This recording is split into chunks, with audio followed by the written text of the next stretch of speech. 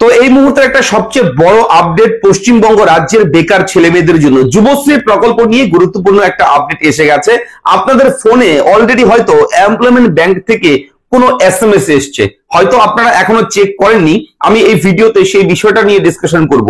অবশ্যই এর আগেই কিন্তু আমরা জানিয়েছি, অফিসিয়াল বিজ্ঞপ্তি জারি করা হয়েছিল পশ্চিমবঙ্গ রাজ্যের এমপ্লয়মেন্ট ব্যাংকের পক্ষ থেকে যুবশ্রী প্রকল্প যারা ভাতা পাচ্ছে তাদের জন্য, অর্থাৎ অ্যানেক্সার 3 ফর্ম সাবমিটের জন্য নির্দিষ্ট তারিখ ধার্য করা হয়েছে 18ই ফেব্রুয়ারি।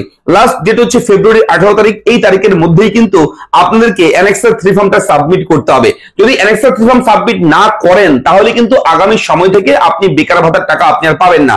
অর্থাৎ যুবশ্রী প্রকল্পের বেকার ভাতা যে টাকাটা পাওয়া যায় প্রতি মাসে, সেই টাকাটা কিন্তু আর আপনি পাবেন না, সেটা বন্ধ হয়ে যাবে যদি অ্যানেক্সার 3 ফর্মটা আপনারা সাবমিট না করেন। তো অ্যানেক্সার 3 ফর্ম সাবমিট করার দুটো পদ্ধতি, একটা হচ্ছে অনলাইন, একটা হচ্ছে অফলাইন। অনলাইনের মাধ্যমে আবেদন প্রক্রিয়া কিন্তু খুব শীঘ্রই শুরু হবে এবং লাস্ট ডেট ফেব্রুয়ারি 18 তারিখ। এবং এই তারিখের মধ্যে যদি অনলাইনের মাধ্যমে আপনারা করতে না পারেন কোনো কারণবশত, তাহলে এমপ্লয়মেন্ট ব্যাংক কর্তৃপক্ষ প্রতি বছরের ন্যায় আবারও কিন্তু একটা সুযোগ দেবে অফলাইনে। অর্থাৎ তারপর আবার একটা নোটিফিকেশন জারি করা হবে, নতুন একটা বিজ্ঞপ্তি দেওয়া হবে। সেই বিজ্ঞপ্তিতে উল্লেখ থাকবে নির্দিষ্ট তারিখ, যে এই তারিখ থেকে এই তারিখের মধ্যে আপনাদের যাবতীয় ডকুমেন্ট নিয়ে অ্যানেক্সার 3 ফর্মটা অফলাইনে আপনি নিয়ারেস্ট এক্সচেঞ্জ অফিসের সাহায্যে জমা করতে পারবেন। সেটাও কিন্তু আপনাদেরকে একটা তারিখ দেবে এবং সেই তারিখের মধ্যেও আপনারা জমা করতে পারবেন।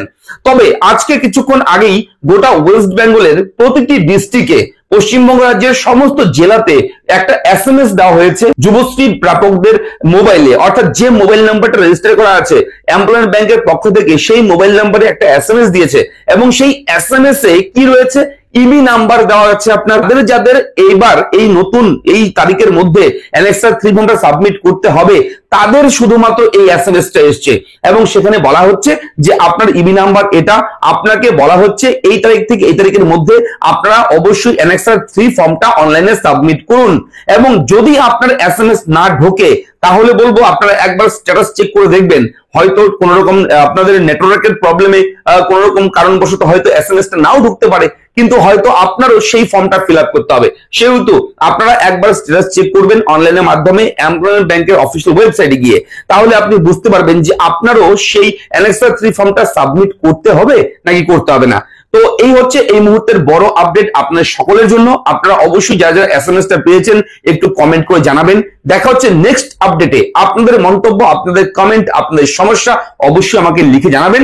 আমি অবশ্যই আপনাদেরকে সাপোর্ট করব, সাহায্য করব ভিডিওর মাধ্যমে। চ্যানেলটাকে আশা করি সাবস্ক্রাইব করে দিয়েছেন, যদি করে থাকেন আপনাকে অসংখ্য ধন্যবাদ। দেখা হচ্ছে নেক্সট ভিডিওতে। ভালো থাকবেন, ধন্যবাদ।